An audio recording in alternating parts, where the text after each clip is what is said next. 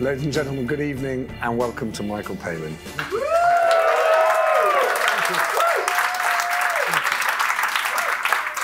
If you've only just joined and you're watching online, you missed a musical interlude which had a sort of the music of the streets of Baghdad that Michael danced to. And I was quite disappointed by this crowd that no one took him up on what was obviously an invitation. No, it's just a showing off, you know, blatant piece of exhibitionism on my part. Showing what you... My wife would be so embarrassed. Michael... Firstly, thank you. Thank you for coming, because I know you do these huge shows. So, you know, being with us and having the time to talk about your travels in Iraq, your travels more generally, and you, and how you see the travels closer to home, this country we're in. It's brilliant to have you here. For many people who've been to a think-in or to an event at Tortoise before, you'll know that part of our thinking when we founded this new newsroom was we're so lucky as journalists to get to meet people in all walks of life, including people like Michael. Why couldn't we open up our newsroom and make sure that everyone would be able to do the same? And that means that what we really want to do is make sure that if you've got a thought or a point of view that you want to put to Michael, do just catch my eye, wave. If you're towards the back, really wave, because I won't see as clearly. But we'll try and bring as many people in as possible. And don't be coy, don't wait till the end, because what'll happen is we'll be out of time, there'll be 5 minutes left and there'll be 10 hands up. So just, you know, catch my eye as soon as you like, starting now. Sorry, I'm just making sure it's turned off. I'm not trying to bring anybody else up. So I'm going to talk this interview. Since it became King Charles, it's been really difficult. Is he just pestering? Is he pestering you all the time? No, sort of. He has pesterers. Yes. The royal pesterer pesters you now. That's actually a job you want, I suspect. Get the personal. So I wanted to ask you, we were talking just a moment ago, but before we get to Iraq, there's a moment in your voyage to North Korea where you or I think the director, one of the producers, shows the fish slapping dance. Yes. To your North Korean guide, minder. Yes. And I remember thinking at the time, this is a sort of deeply eccentric thing. A man moving from the world of absurdist comedy to totalitarian states. And can you see the line, because maybe I can't, from comedy to travel? Well, I can certainly see the absurdist connection between Monty Python and North Korea. Absolutely. What was... I mean, it was interesting in this particular case because we were in North Korea and we had 2 very good English-speaking guides, young guides, and a sort of little, behind them, a sort of scrum of minders who were rather more sort of draconian in what they would let us do. And we were always trying to sort of break through so we could get them to talk about something maybe unguarded, like their own feelings about their country or our country and all that. Because, you know, in North Korea, everything is so you have to be online, or doing the party line all the time, and no criticism anywhere. So to see somebody, and we were just stuck at an airport for a long time waiting for the only flight of the day, when our director said, "Look, I've got something, you know, you might like to see," to the Su Yang, who was a 28-year-old lady who was our guide, and it turned out he'd got the clip of a fish slapping dance, and it was wonderful. For a moment, we were all truly in a strange world. And she looked at it and saw this, and I was kind of doing slapping John Cleese with 2 pilchards.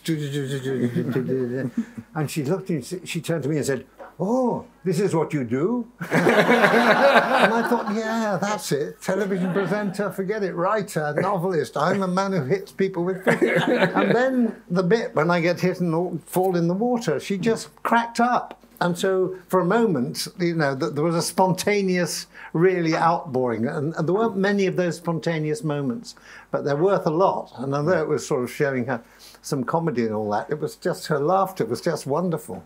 And do you feel, you know, it's funny when the music plays at the beginning, we're all animated by music, right? But there's a debate about whether we all can be animated by humour, whether we can, people can all access certain kinds of funny.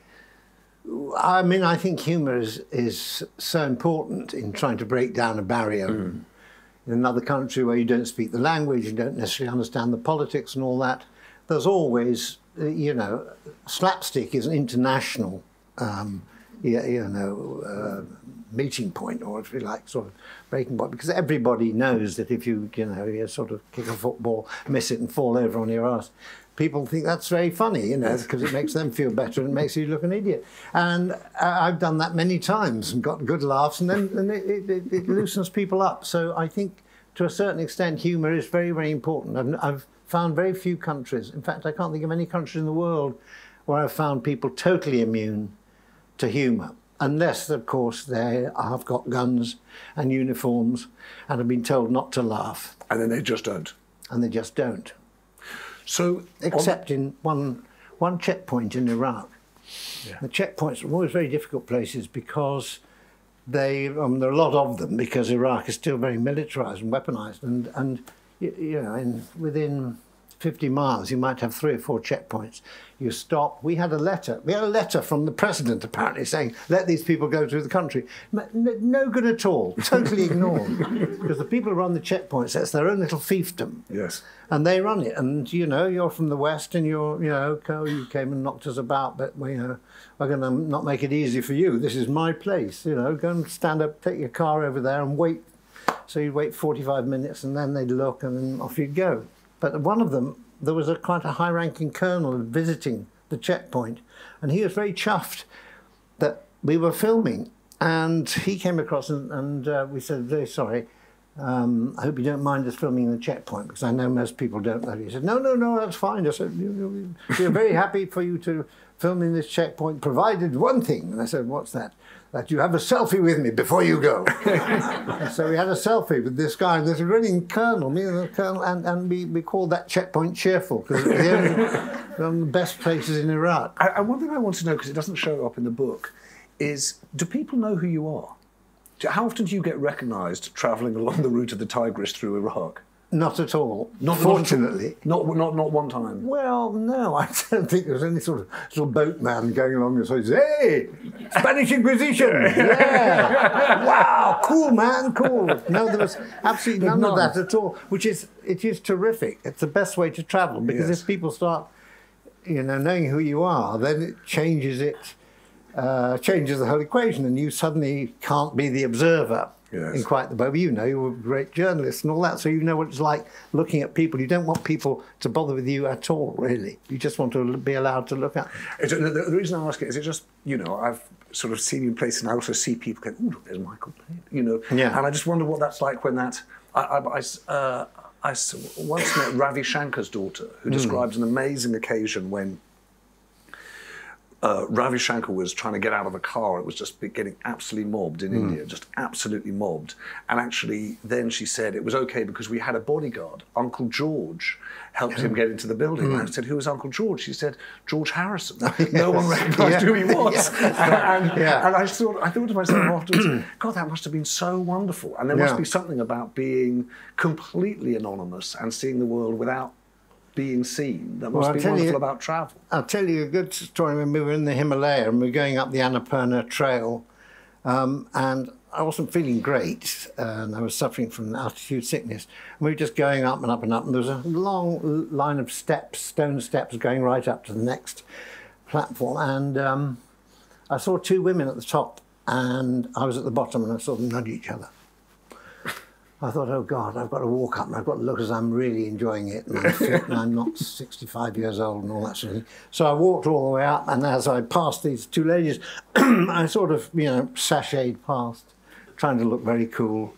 And as I went by, I heard one say to the other, "Oh my God, it's Eric Idle." So, I know my place. At least I was recognised, but not for the right person. That's rather good, isn't it? Yeah. See, Michael, I'm sort of burying the lead here, because the truth about the book and the programme, but when I read the book, actually, it's surprising in that, as a traveller, your cheerfulness, your humour, your willingness to sort of meet people with a smile is this great skill you've got, and yet in the book you keep coming up against Iraq today, there's a moment when you're in Mosul, you meet a couple of children, and it's obvious what they've experienced, and you describe yourself as a Pied Piper in reverse, you know. And I just wondered whether you could tell us a little bit about that, how upsetting it was, frankly, to travel through Iraq. Well, God, how can I put it? It's utterly bewildering when you go from the Turkish border, and there's a town called Mardin, very beautiful town, looking out over Mesopotamia as it then was, lovely hotel, and the next day you find yourself driving up to Mosul, which is, you know, one of the most damaged cities in the Iraq War, because that's where ISIS were there for 3 years. And it's hard to adjust, really. And you see a huge hospital, for instance, that had been used by the ISIS fighters at the end to sort of as their last stand, and they used patients and doctors as human shields, put snipers on the roof and all that. So the Iraqi army and the American bombers, the American fighters, just had to fire rockets at this hotel, so this hospital. So you go past a hospital, probably must have had, you know, 1,000 beds or more, and still 3 years on, it's out of action. And you think, you know, this is utterly grim. No one's been able to reopen this, and it must be needed in the city. And then to go to the old city and find streets just completely smashed and demolished, and some obviously quite old buildings, old mosques and all that, absolutely destroyed. And to find in the middle of all this, there are children. And my first reaction was to feel, you know, I wanted to say how sorry I was and all that. And I was very moved by their reaction, which was to welcome me. It wasn't sort of, oh, thank God you've come, oh, help us, please. It was, hey, you know, we'll show you how we've survived here. We'll show you how we still live in these houses. Some of them haven't been bombed, they haven't been replaced, but we've had to make the best we can of them. And they didn't want my tears at all. And I was tearful then, because it was just their smiles, their optimism, their sort of feeling. And these were just children who must have known nothing about why their city was flattened and all that. And why their homes were destroyed, and why presumably lots of their family and relatives and people and friends had been killed. And yet their reaction was to say, come on, it's okay. Come inside, we'll get some food for you. My mother will be really pleased to see you, or something like that. And this was just so completely unexpected that I found that was most moving, yeah. Why did you choose to go to Iraq? Well, I wanted to go to the Middle East. Well, all right, it goes right back to North Korea. And Channel 5 and ITN Productions had approached me to go to North Korea. And we've got a very good team together, a very good director called Neil Ferguson. And we felt we'd fashioned a really interesting and really good program about North Korea. And more than that, the people I was working with had enjoyed the experience. We all felt the same by the end, not, phew, we get out of here, you know, like everyone claps when they leave a communist country. But we would quite like to go back. We said, we've just opened the door a little bit, let's go back sometime. So I was quite sort of keen to work with the same people again. We chose to go to Syria because, I mean, really, really difficult, but there's an ancient country, a very important modern country as well, in the grip of you know, the Assad regime, the civil war. But what's it like for people who are still living there? I mean, how do you survive in a country like that? And this was all, we were getting nearer to getting permission. At the very, very end, I heard that at the very top, someone had taken a decision to stop us going, because I had given money to the White Helmets about 5 years ago, and would today, because they do a good job. At the very top, i.e. in the Assad government? I think so, yes, yeah. Probably him. Assad, yeah, because we tried every other way, and people had been reasonably keen. So suddenly we were left with a team, a project which had been greenlit by Channel 5 again. So where do we go? And we're just looking at the map around there, and I still want to go to the Middle East. And I thought, what about Iraq? And more particularly, I just saw the Tigris River. And I thought, the Tigris River, this is something I know so well from my childhood, from all the Bible stories. The Tigris and Euphrates, such important places in Middle Eastern history and world history, really. And the first civilizations, the first writing started in Mesopotamia. Why don't we follow the Tigris down there? So that took care of going to the Middle East, but also, I think, going into a country which had a tragic present and immediate past, and this extraordinary sort of ancient history going with it as well. And do you, because the thing about it, and the thing that kind of comes out in the book, it's sort of embarrassing. We should know all of these things, but you just can't believe the names, as you say, Tigris and Euphrates and Samara and Mesopotamia and Babylon. Yeah. And in fact, my favourite line in the book is, the Garden of Eden, it was really a bit of a swizz. Yes. You know? But was it those things, Michael, the actual kind of encounter with things that were deeply ancient biblical history, that excited you, or was it the meeting of the now? Well, I think actually it was the meeting of the now, and trying to understand how, again, how a country that has been through, 30 or 40 years of bloodshed and destruction and damage still survives, and why it should be like that. When they've got all this money, why should it be in such a mess? And just meeting people and talking to people and wandering through the cities and the countryside, and just getting a feel of how you could explain that sort of situation. That actually was most important to me. But going to Ur of the Chaldees and the ziggurat and walking up sort of 800-year-old minarets in Samara, that was terrific. But that's way in the past. It still gives you a sort of an extra intense edge to the whole story. Why a country that was so fertile and so rich and so full of ideas and great cities and all that, why is it now such a mess? Surely history should be going the other way. Did you have a strong view of the Iraq War at the time? Well, I was against the war at the time. Yeah, from the start. It wasn't as though you moved. You always took that view.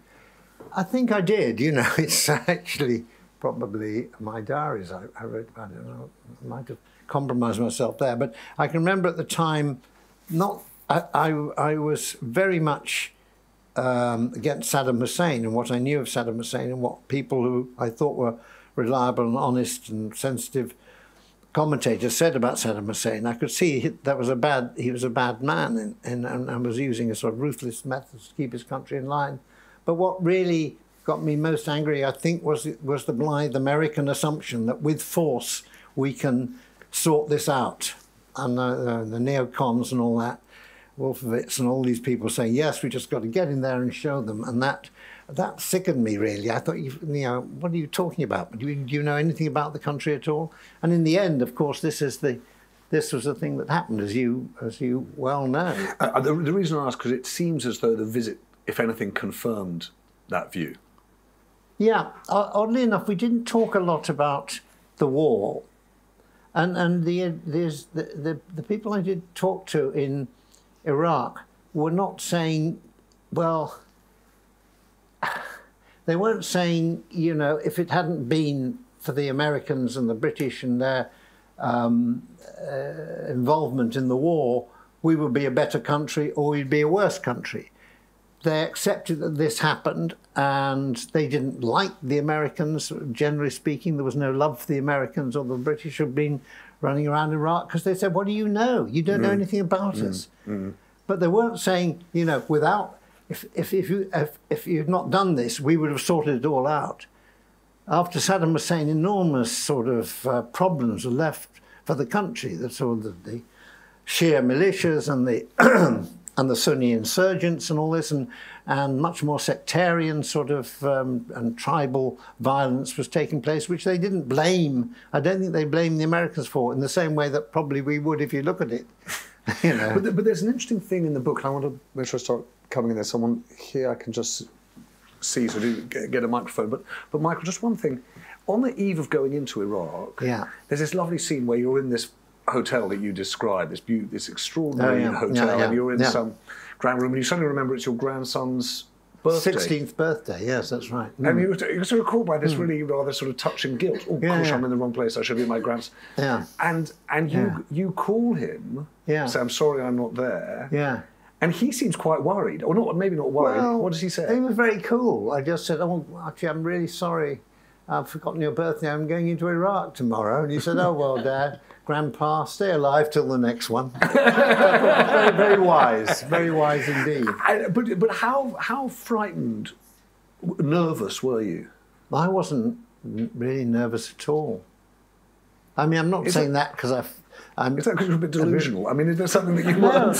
No, I mean, I think that if you undertake travelling of any kind, you've got to feel in the end that you're going to be safe and you're going to get there and you're going to be safe. I know it's a silly thing, but if you start to doubt where you're going and what you can see and what you can do, you limit your exposure to the place. And you're sort of worried and you stay in your hotel room. I trusted the people I was with.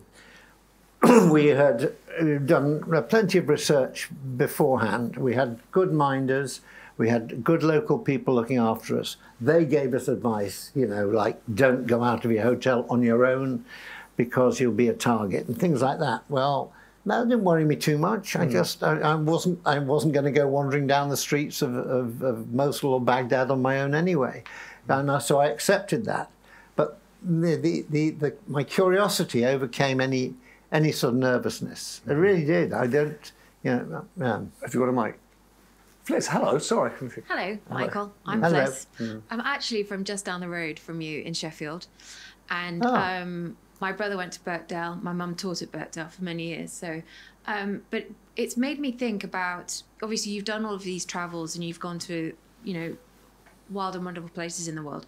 Where is home for you? Do you think about home when you're traveling? So for example, with some of these examples that we've been discussing even now, you know, do you just fully immerse yourself when you're there? You know, where would you peg home, and is it important? Yeah, I mean, home is very, very important. I mean, I'm not somebody who's restless and moving all the time and rootless at home and abroad. When I travel abroad, I know I'm going to be seeing lots of different things and moving very fast and seeing lots of places. The great thing is to come back to London and know that I'm going to the house that we've lived in for 56 years, to a wife, no, 50, I have to get this right, 50, yeah, no, a wife I've been married to for 56 years and a house we've lived in for about 54 years. So I'm very much stay at home, and that is my great anchor. And that's really, really important, to be able to come back to that sort of comfort. And knowing that when you come back, it takes a while to adjust. I don't know, how other people think when you travel, but the idea that you come back and the whole family will be waiting to embrace you and say, oh, here he comes, our hero. It's not like that at all. It's your supper's in the oven sort of thing. You've gone out. And you realise, of course, then you mustn't be conceited. They've got their own life. Lots of things had been going on while I was away. In fact, very often I felt when I was doing the longer journeys in the 1990s and my children were just coming out of their teenage years and starting to go to university and all that, that I shouldn't have been going. And my wife, absolutely brilliant. She doesn't really like travelling long distances anyway, so she wasn't jealous of my travelling, but she had to do an awful lot of work with the children. So, of course, when you're actually working, you're out there travelling and doing the job, and most of the day you're thinking exactly about how do I get through this day? Can I walk up there? Do I talk to them? How do we do 6 interviews in a day? And that sort of thing. And the worst days for me were always days off. People say, oh, you've got a day off. And the day off is the worst thing, because you sit there and think, oh no, why am I here? Why am I in this sort of odd sort of Brazilian, Peruvian village with cockroaches and flies and all that, when I could be at home with cockroaches and flies? Michael, do you just?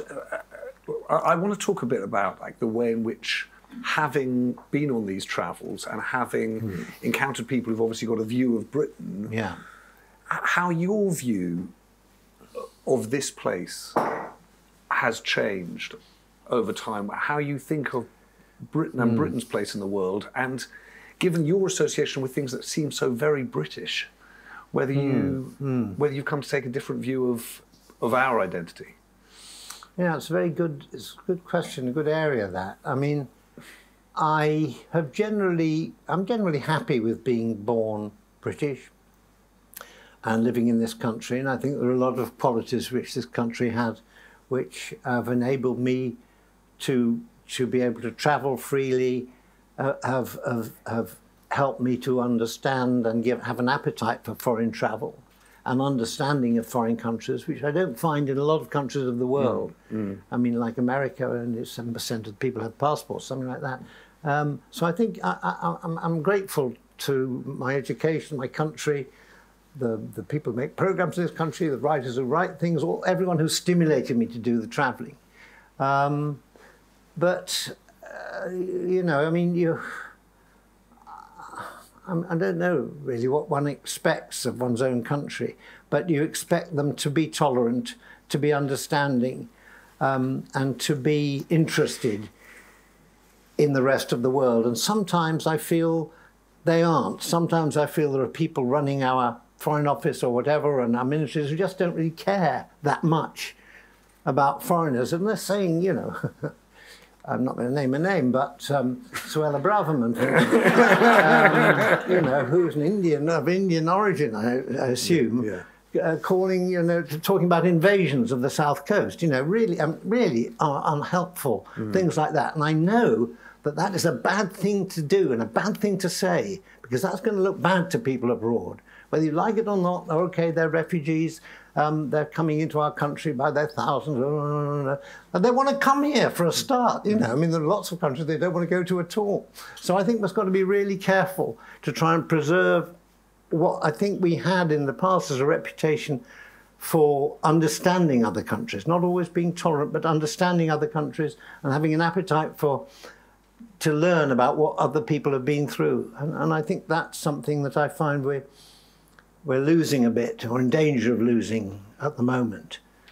And how much do you feel, because when you think back to firstly, a lot of that Monty Python comedy, the joke was us, right? The joke was the kind of the Britishness of the British, yes. our kind of uptightness, our sense of our own self-importance, you know, our kind of ramrod arrogance.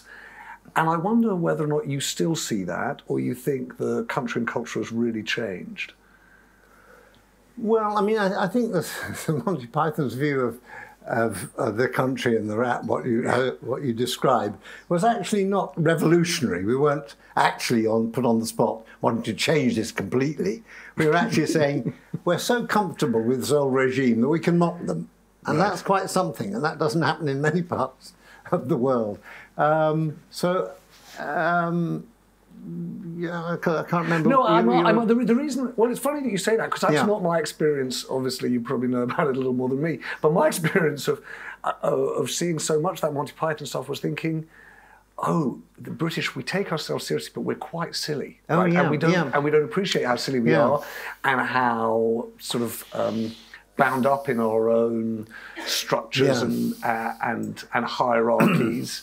And I just wondered whether or not you think, oh, actually, there's been, for all the way we talk ourselves down, actually something that's been quite deeply progressive about what's happened in Britain, that the society has changed. It's less uptight. It's more.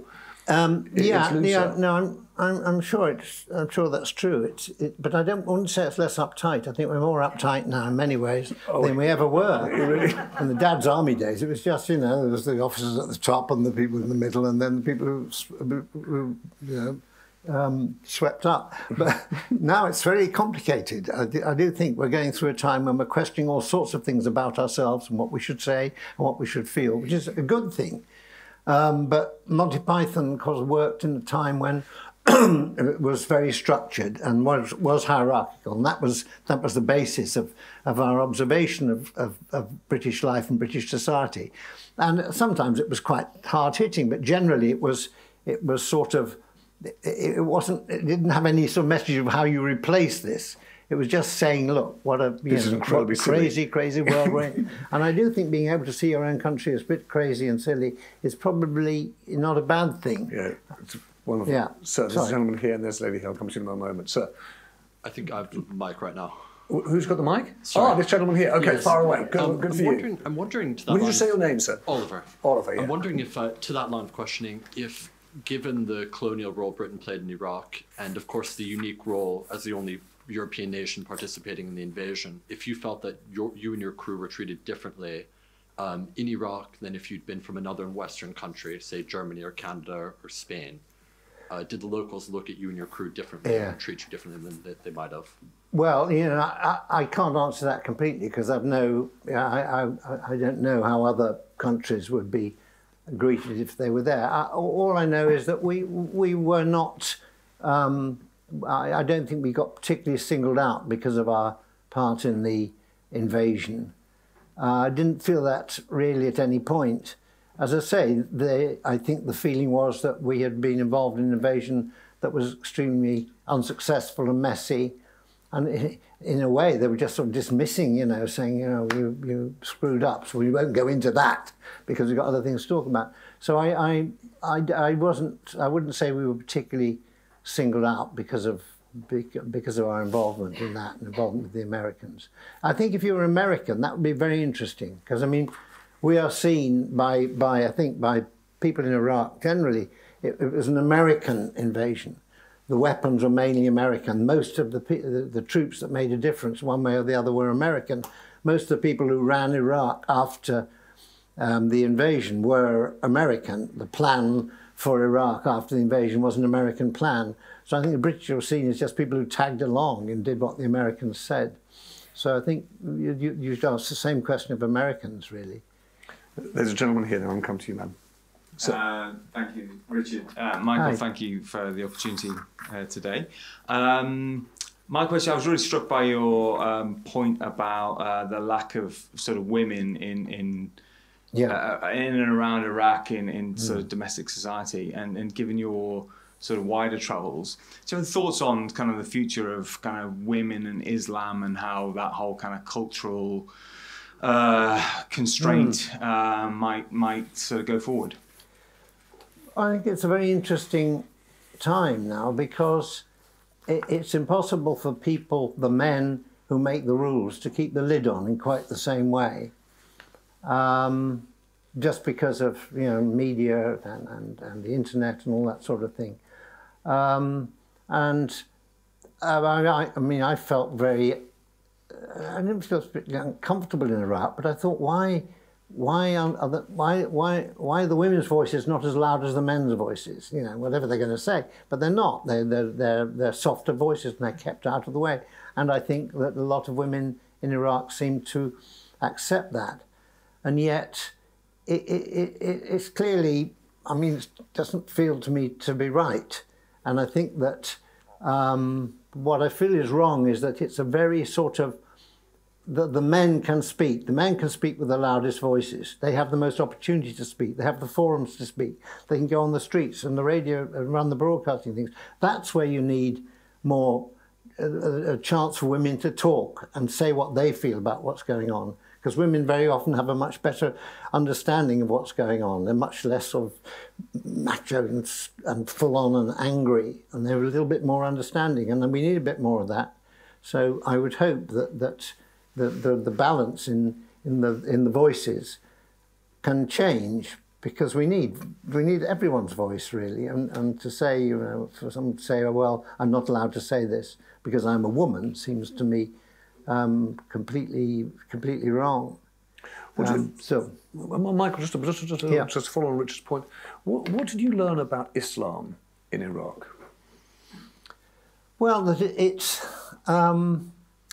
it seemed to be I would say the divisions in Islam seem to have grown very strongly, and from what I can gather, there was a time when Sunni and Shia, they were all Muslims now, but since the war, since the invasion, sides have been taken up, and Sunni and Shia means opposition, and they don't live together so much anymore. This is just from my own perception. I've not really very deeply gone into this, but it does seem as though now there are very strong polarized versions of Islam there. And in the southern part of Iraq, it's very much Shia, and it's influenced very much by Iran. Iran has a lot of influence in the southern part of Iraq, which makes it difficult, I think, for the Iraqis to get a sort of, one of the difficulties, it makes it difficult to get a unified country, because the Iranians really, they come in large numbers to the big, the holy sites there, like Najaf and that. And so I feel, it does feel to me as though you can definitely explain a lot of what's been going on in the last 20 years by what your own version of Islam is. Sorry, yes. Hello. Yeah, hi, my name's Vari. I just wanted to ask, kind of building off your answer to the last question and what you said about tolerance earlier, and kind of in light of all of the controversies about the World Cup at the moment, how do you strike the balance between your own personal views on something and expressing them and being respectful of a country whose values might oppose that? Oh, yeah, that's very, really tricky. I mean, I'm not respectful of the views of the Qataris towards women, for instance, and towards, homosexuals or whatever. I'm not respectful of that at all. I don't think that's the case. Yet, would I go up to a Qatari and say, you've got to change this completely, you're completely wrong? I don't know if I do that. I think you've got to, there are different ways of doing it, really. And I think we've got to understand that, the way the situation is at the moment is that we rely on Qatar for so much, for our imports of gas and oil, the huge amounts of investment in the country and property and all that sort of thing. So we just got to be a little bit careful. It doesn't look as though now we're on the world stage, we can tell them, what we really feel about them. We've gone, because it's complicated. We've gone so far the other way in accepting Qatar and Qatari money, and Qatar as a very, very important trading partner. So, I mean, I think that whatever has happened with the World Cup should have been factored in much earlier on, before Qatar was actually given the World Cup. It's not a new thing. That's what's happening there. But do you think, Michael, just to Vari's point, do you think that travel for you overall has made you clearer or stronger or even more strident in what you think? Or has it been the opposite? No, been the opposite. Much less strident in what I think, despite my strident, confident answers over these things.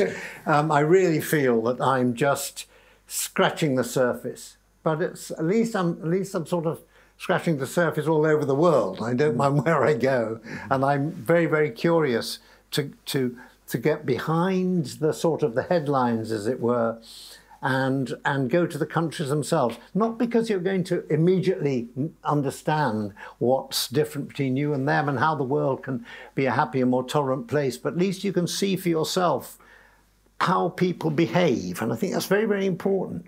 Because in most of the countries of the world I've been to, countries that have very, very different political views to myself, and political setups to ourselves, I've found that basically people are very similar. And people want to talk about the same things, which are not hugely significant things. They're about where they're going to get their food, where their children are going to be educated, how they build an extra room extension on their house, whether their chickens are fed, things like that. These are, you go and you find out that level.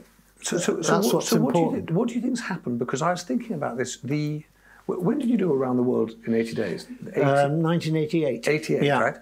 So, and I think, I look back and I think about that and I think actually the amazing thing, first the amazing thing about that show was it just made the whole of the world accessible. It felt like it was all there.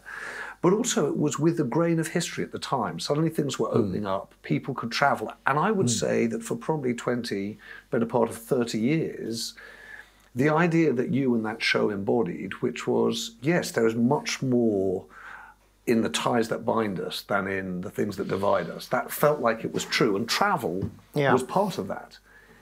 But in the last few years, China, Russia, Iran, Saudi, you look around the world and it feels as though the divisions are deeper, and there's a greater ask, certainly of governments, but also of people too, to take sides. And I wonder what you think has happened. Well, I mean, you only got to look at this country. Yeah, forget China, Iran, Russia. Look at this country. More polarised and more unpleasant position than I've ever known it. I've known cock-ups from the 70s and all that, things going wrong. But at the moment, it seems to be a lot of people who just shouldn't be in government for a start. They should all stop, get out of the room, sort themselves out, come in again and understand how you run a country and how you understand your people and how intelligent you have to be, not shouting at each other about, you know, whether they should, I don't know, you know, sort of, well, whatever goes on at the moment, you know, between the various groups. So I mean, just stay there for a second. Just stay there for 1 second, because we'll go back to the world in a second. But let's just do the UK, because for lots of us, we sit there going, we feel like we're in a real mess right now. And then certainly if you're in journalism or if you're in news, it's like, stop being so miserable, you know, actually look on the bright side. Yeah, that's all right. It's not copyright, Eric, either. Yeah. Right. Should I start that again? But you see what I was going with that. But do you think that historically there is something, at least in your lifetime, you go, actually it's a bigger mess than you've seen before? Well, you know, I do feel that at the moment. But then, you know, we've been through a lot of messes, and I feel that I've got to be very careful, because when I was younger, there were lots of different things I thought about, and I was kind of busy writing shows here, doing comedy, doing a bit of acting here and there, doing a bit of whatever. And I didn't think an awful lot about the country, apart from, you know, the good days, bad days, there are strikes, there are no strikes, whatever. Now, I don't know, I've kind of... Now it's exactly the same. Well, I know, but I'm getting older now. I sort of feel more vulnerable about this. I feel somehow, looking back, you know, that there were better times. And that might be just because I was young, and therefore everything seems to be a little bit better. But I do worry at the moment that there's a lot more anger around than I seem to remember. Maybe it's just now it's come out into the open. It was always there, but you know, there seems to be every issue is polarized instantly into one side or the other. And there's anger and there's hate, and there's people saying, we hate them, I hate this. I've just been a bit like that myself, actually, about the government. So if anyone here from the government, I apologise. But that's that level of feeling and emotion seems to have changed a bit. But as I say, maybe it was always there, just under the surface. And now, because we have, you know, a medium, we have you know, the internet, people can say much more, and their thoughts can come out. So I'm not sure. I can't give a glib answer and say things are much worse now. But I think they're pretty bad. I think they are. Yes. Yes. Hi. My name's Katya. And my question is about the art of travel or traveling. And I think you're probably a master traveler. But what do you think has changed with like transport, modern communication, things being discovered, globalization? You obviously go to very far away places, but for the rest of us, do you think there's hope? Is travel still the discovery it was, or the adventure it was? Well, it kind of depends how you want to travel. I think in many ways travel has been commodified and you know, monetized and all that, and there's an awful lot of traveling which is prepared for you. You go in a group, you're taken here, you're taken there, and then you're brought back. And the idea is to make sure you have a good time, but not a sort of difficult time. So I think that a lot of people travel, perhaps, and quite rightly, to countries with which they have no contact when they're there. You know, you just go to the country, you go to the market, that one day you get back on the boat or the plane and off you go. So I think for inquisitive travellers, people who want to take a bit more of a risk and people who want to see more of the world, there are many, many small companies now which do will do kind of journeys to difficult places and take you through, you know, quite difficult times for 2 or 3 weeks. Now that's a kind of travel which I'm glad still exists, and I would encourage people to engage with these companies. I say Untamed Borders are the one who took us to Iraq, and he had a great depth of knowledge about Iraq, but was not sort of selling you a holiday particularly. He was just saying that there are difficulties, being very, very straightforward about the difficulties there and what you might find out. So that's a different way of travelling, which I think is now trying to sort of, it's probably, you know, one of the most interesting ways to travel. But in my lifetime, I think there are a lot of places now in the world which would be very difficult to go to. So you need companies like that will be able to negotiate all the complex entry visas and that sort of thing. But it can be done, and as I say, I hope people will continue to do that, because there's nothing like going to a place for yourself and just spending some time with the people there. Which is an important thing, rather than with your own group and then back to the hotel and then that's it. You know, you've got to take a few risks. And I'm not a great risk taker, but I'm put into situations where I have to every now and then do some pretty strange things. There's a line. Sudi Piggott, who's a member of ours, asked this question online, Michael, about food in Iraq, and there's a lovely line in the book, just one of those like just offhand observations.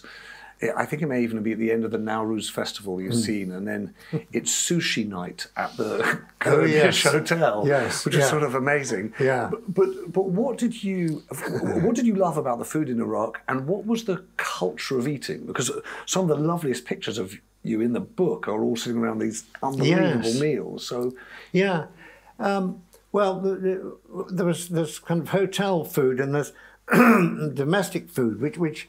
I have to say, we went to interview a farmer and his 2 sons, and it was rather tragic what we saw. He was just basically saying for 2 years has been drought, and his fields have dried up, and he's not been able to raise any corn for 2 years. And so this very, very sad story. Then we went back to his house, and there was the most beautiful spread which had been prepared. I mean, all sorts of lovely breads and flatbreads and things like that, and couscous and bits of fish and chicken. And I mean, it was an absolutely gorgeous, gorgeous spread. So we actually said to him, this is wonderful. Who made this? And he said, my wife and my daughter-in-law. And so we said, oh, please, it's a wonderful, wonderful meal. May we thank them, please, for this meal? And he said, yes. And we never saw them. We never saw them at all. Yeah. He wasn't being unpleasant. He just, there's no way the women are going to come out. And this was in quite a liberal household.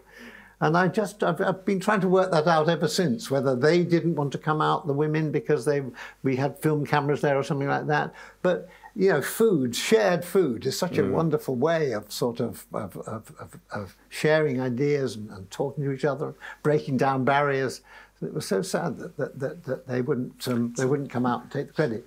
But the food was generally good. Best is the street food, you know. So we had some very good people who knew restaurants that I thought, you know, this isn't a restaurant.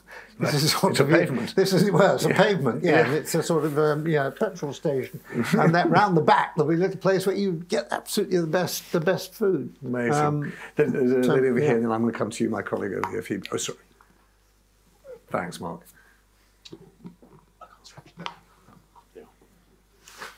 Hello. Hello. My name's Jenny.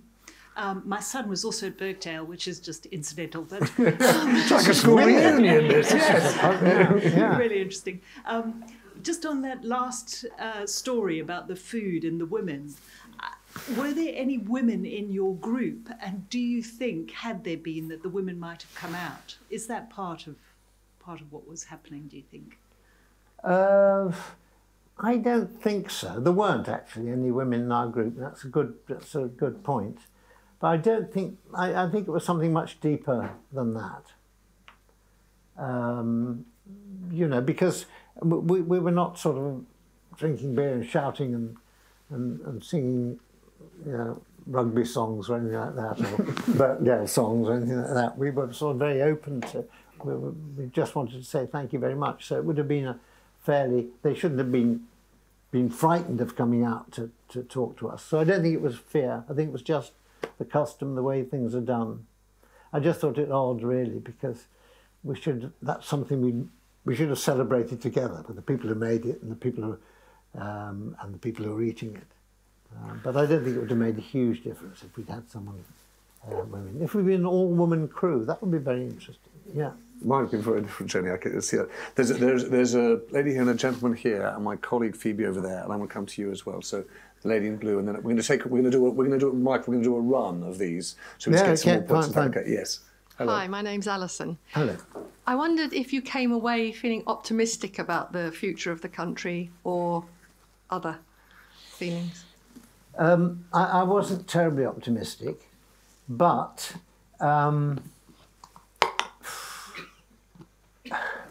think we met a lot of, we met some young people who had two views. One lot said that they didn't believe in political change in Iraq. It was so difficult to happen, so they would actually not become involved in politics, and they would want to go to another country and get some qualifications and then come back and work in their country, so as doctors or whatever, something like that, desperately needed. And then there was other people, a woman actually, who said, I do believe in politics. I believe there can be a change, and I want to be involved in this change.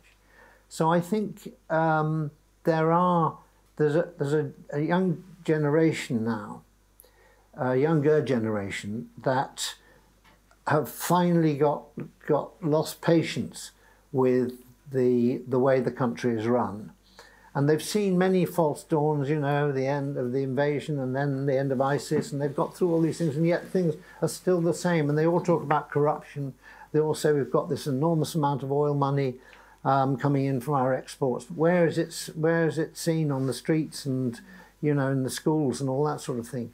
So I think there was some, just recently, I was reading about it actually, there were some protests by young people, and it was called Toshin or something. It's the Arabic word for October. But anyway, it was on the streets of Baghdad, people getting together and saying we've had enough of this. And also, what I was reading was that actually it was an intergenerational thing. It was started by younger generation, but the older generation were coming in, helping out, getting food for the protesters, looking after them and all that. So, you know, something is happening there.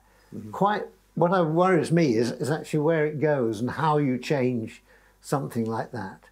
And because there are so many sort of the old conservative, very often religious leaders seem to hold all the hold all the weapons really in Iraqi politics. And how you get rid of that, I don't quite know. But I think the same as you're seeing in Iran, there are stirrings, which are not just going to be forgotten. Just here, yes. Hi, yes, I'm Louisa. Just talking about what you brought up about the drought that farmer was experiencing. I'm wondering, was he saying that was something that was a regular occurrence over the years, or is this relating to climate change? But also over the years of your travels, have you noticed the impacts of climate change? Yes, absolutely. You know, I see it everywhere. I mean, sort of in Sahara, where you found areas that had been, you know, sort of 10 or 15 years ago had water, and the crops that had grown there have now just desertified, and the Sahara is sort of extending, the desert is extending every year. And certainly they were aware of that in Iraq. And we had, for instance, when we were in Baghdad, a huge sandstorm, And they've had 4 or 5 sandstorms, and these storms normally come 1 or 2 in a season, but there are many more now. So that is the dry land and the wind, and they're all aware that it's something to do with climate change. But you know, in dealing with it, they see the waterways of the Tigris and Euphrates, for instance, as being very, very important. And there are dams up in Turkey which restrict the flow of water down the Tigris and Euphrates. There are dams upstream in Kurdistan and in Iraq which restrict the flow lower down. And so there's a lot of debate about water rights and water politics. And they, you know, that if the rain falls up in the mountains, then it will fill up the rivers, but the water must be shared. On the other hand, I don't think as much rain is falling up in the mountains as there used to be. So yes, it's. I mean, they're aware of that, and I've noticed that almost everywhere I've been, that the drier places are getting much drier. There's a comment about Phoebe, and I'm going to come to you, sir, and then the final question to you. Yes. Hi, Michael. Yeah, sorry, I'm Phoebe, and I work on our newsletter team. So we're also very lucky to have Maria Ressa in the newsroom a few weeks ago, who, if people don't know, check her out, Nobel Prize-winning journalist, who spoke a lot about her own country, the Philippines, and talking about it. And I can't quite get the niggle out of my head as a young person who is very angry, but also doesn't feel like, despite the internet, that, you know, the world is open to me. Like you said, James, it is kind of around the world in 80 days. In fact, this week we've been talking about China and how it feels really hard to kind of get a real understanding of what's happening in the country at the moment. Have you, you know, when I was younger, I wanted to be someone like you who goes and travels and talks about it and goes to these amazing countries, and that feels like a smaller and smaller group. Is that something do you talk to other people who kind of do this travel? Do you feel like you have this kind of really important role to go to places like Iraq and come back and say that climate change is an impact, talk about the women?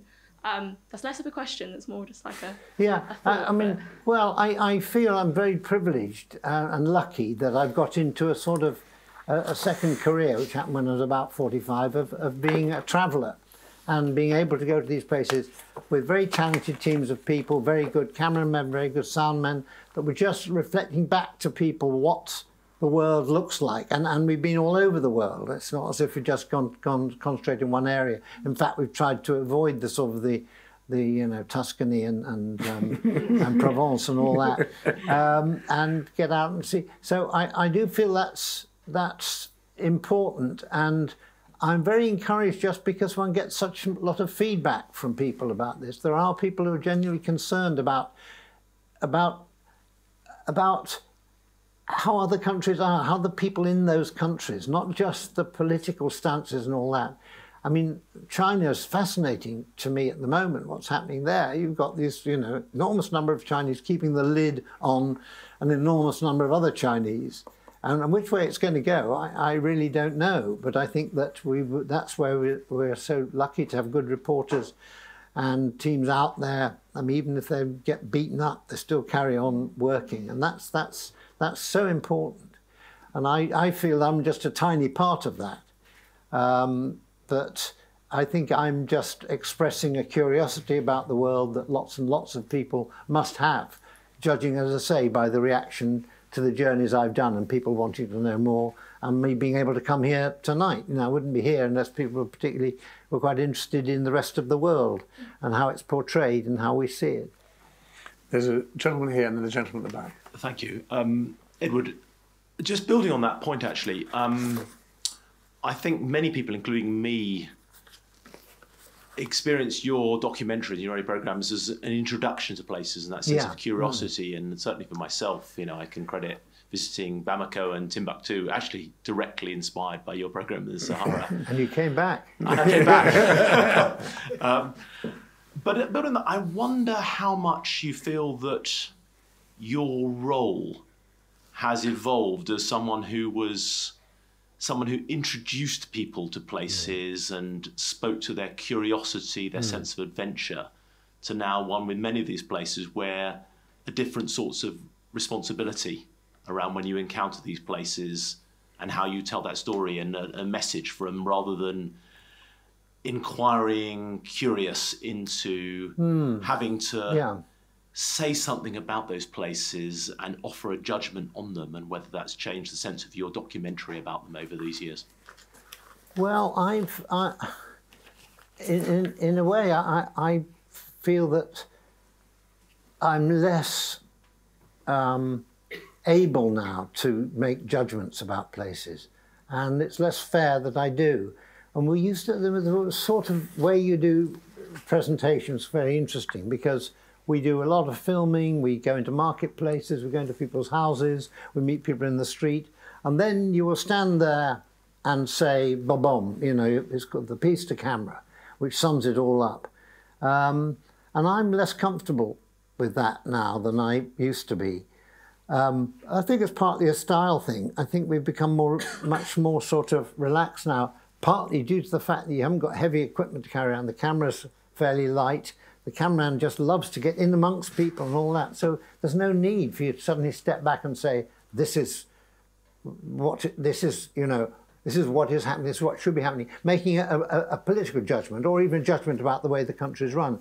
A judgment, talking to the camera about where you are and what you feel about what you're seeing and what you're able to see. I think that's absolutely fair enough. And that's the way I think the programs I've done have evolved, in the sense of showing that I don't know any more than anybody else. I'm just trying to show you what I can and tell you why I'm showing you what I can, and telling you what I've missed and haven't missed. And so going back to what, I don't know, is that what you felt in the early programs we did, was the way we did it, or what?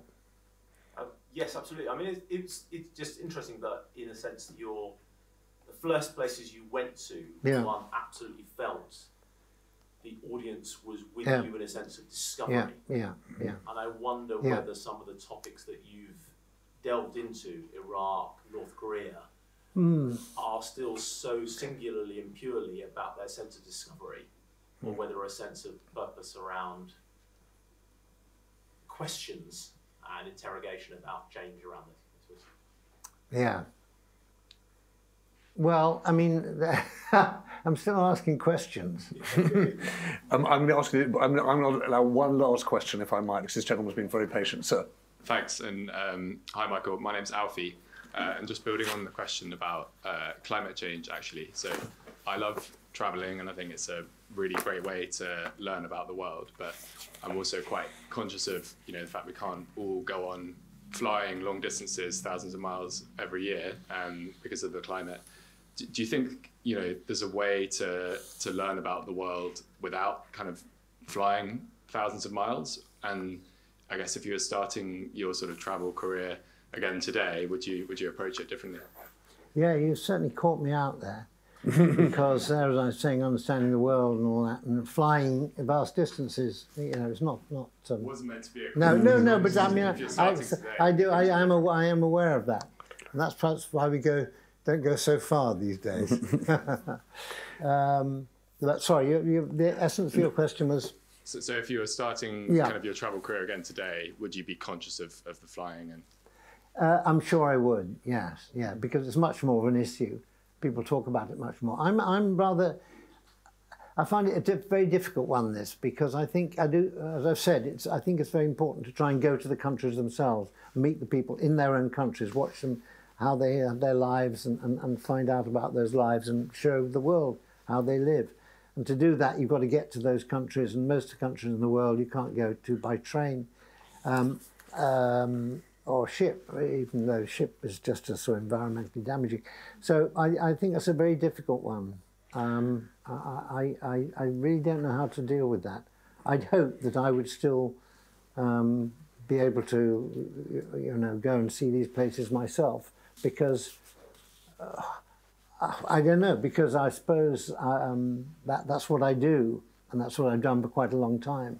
And I wouldn't want people to think I'm disengaged with the world now. And I'm not sure that there's another way, a better way of learning about the world than actually going there. Of course you can, read Tortoise and all that, but there's lots of people who have very good views on the world and all that, and very good programs.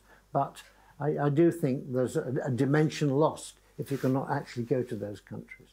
Michael, yeah. I should say one thing. When Michael arrived here, actually, when I came down, we'd found Michael sort of more or less locked in the basement signing books. So the one thing I should say is that he's very kindly signed a bunch of books. They are outside. So as you leave, do make sure to get one or 10, whichever, given that we really had you signing a few. So please do that. And speaking of Tortoise, do come. If you've not been to here before, we do these things. Sometimes we do them online. Tomorrow night we've got Larry Summers, the former US Treasury Secretary, talking about the future of the economy. And next week we weirdly have Trevor Horn talking about, you know, music and our kind of slightly nutty end of year news quiz. So do come and become a member of Tortoise. But I want to finish, Michael, by asking you a question about how you travel. Because at the end of your book, there's a line that I was found really, really touching, where you said that Iraq has these problems should not mean that we turn away, not just because they need all the friends they can get, but because we need all the friends we can get. Yeah. And I just wondered, on your travels, you seem really good at meeting people and making friends. And I just wondered, how do you do that? Well, I mean, I'm always quite, I mean, it doesn't have to, I don't have to travel to get on with people, you know. It doesn't have to be Timbuktu. I just find, for a start, well, I'm interested, I'm curious about people. I think it's also quite good to have a sense of humour and not take yourself too seriously. That's quite important. But also, I just find that I used to be very worried about travelling abroad when I was younger because of the language. I thought, I can't speak these languages, I won't be able to talk to these people. If I can't talk to these people, I won't ever get to know them or understand them. And to find that you could travel and actually, by sharing food, by sharing a joke, by sort of playing football with the kids or something like that, people will, it doesn't matter that you don't speak the same language half the time. I mean, I had a long conversation in a tent in Tibet with this guy who had two little children, and the wife was sort of making the butter out of a churn and all that. And we were talking about children, and the way the children behaved is exactly how they behave at home. One's very sort of clever and comes up and says a few jokes, the other one goes and knocks something over. I said, this is it, isn't it? Always one does one thing because the other does the other, and he nods away, you know, and says something in Tibetan. And we didn't understand each other, but we did understand each other. We knew exactly what we were talking about, and we smiled, and there was a feeling of engagement there, which I kind of need that when I travel abroad, because I think it's partly due to sort of I feel more comfortable, more secure if I've got friends around me, whoever they are, you know, even if it's the sort of security services. If you can get a smile out of them, that's fine. Usually you can't. But I do find that people do respond if you're warm, if you respond to their hospitality in the slightest way. That's important. That's something which I think is a sort of happens anywhere you go, really. I mean, someone comes to sort of the door to knock on my door and sort of, you know, mend the fridge or something. We always end up having a joke. And if we don't, then I don't, you know, I change the fridge. No, I don't. You know, you know what I mean? It's a sort of, it's just a way of, I feel more at ease if other people are at ease. Michael, that is a lovely thought. You've certainly given us a great feeling of engagement. Well, no, thank you very much. Ladies and gentlemen, Michael Palin.